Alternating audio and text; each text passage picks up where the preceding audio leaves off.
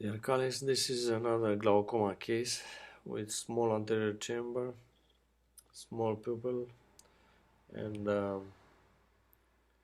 grade 3 plus cataract. I used the cystoton just to incise the anterior capsule and then place some viscoelastic inside the bag. Since this is a fluffy cortex and I'm trying to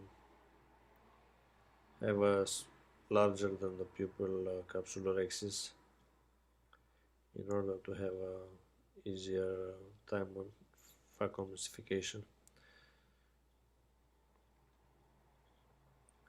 Capsular axis is halfway done, and then with the greaseable forces I complete the capsular axis and take out the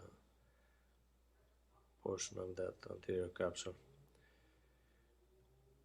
Now phaco emulsification, I will try to do a stop and chop technique, and have a large trench in order to be able to get in with the sleeve inside this cataract, and I'll make the trench double the size of the phaco tip. And using the chopper, notice the fact that when I'm trying to separate the pieces to split the nucleus, I rotate the chopper in order to have as much portion of the chopper in contact with the nucleus. This is a partial split. The crack is not all the way through the posterior plate, so I rotate the cataract using both instruments and proceed with enlarger the trench on the other side, and then I succeed cracking the nucleus all the way down to the posterior plate. So now I have two heminucleuses. The patient is moving the head a little bit too much, and I have two heminucleus now inside the bag, mobile, having that fluffy cortex helps to rotate the pieces a little bit easier, and then engaging the foot pedal will take one half of the heminucleus and emulsify it, and that's pretty easy because it's not a hard cataract, it's a pretty decent one to emulsify it and take it out from the eye in a nice and safe manner. Using the phaco tip bevel down and having the phaco emulsification inside the bag in these shallow anterior cases will ensure the next day you have a clear cornea, and especially important in these glaucoma patients that have high IOP prior to the surgery, and of course they have a cornea that's suffering a little bit more than usual cases. So having the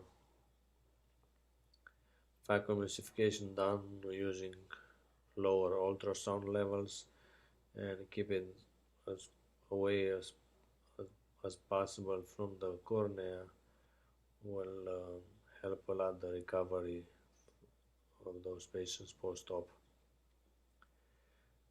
Slowly, without rushing too much, taking out of the pieces, having the phaco emulsification inside the bag. It's paramount to have the patient to have patients to have the phaco emulsification done slowly in slow motion without having too much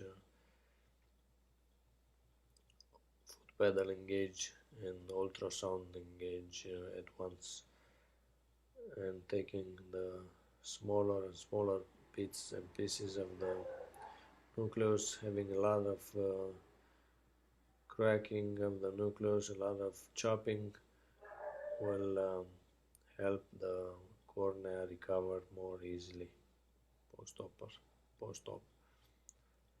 The last piece of the cataract, it's sometimes important to have the chopper kept in front of the phaco tip in order to protect the posterior capsule, lower level than the phaco tip and in front of the phaco needle. The last parts of the cortical remnants, I will use the AC maintainer and aspiration needle.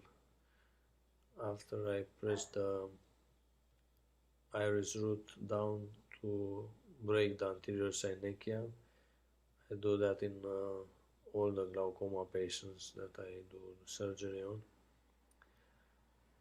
It's very important to me to have the natural pathway of drainage, the trabecular meshwork functioning and not blocked by the iris root. And having a lower IOP post-op, it's very much related of this procedure of breaking out the anterior synechia, separating the iris from the trabecular meshwork. It's gonna help the patients a lot the next day and the next period after the surgery to have a lower IOP and better controlled by the medication, the glaucoma medications. I'm cleaning up the cortical remnants and switching the irrigation into the other side port and then injecting the IOL inside the bag. After the rotation of the IOL, I press again the iris root and then using the Vitreous cutter, the 25 gauge Vitreous cutter, I like to make some openings into the anterior chamber, into the Schlemm's canal, taking out the inner wall of Schlemm's canal will help the IOP go down even more post-op.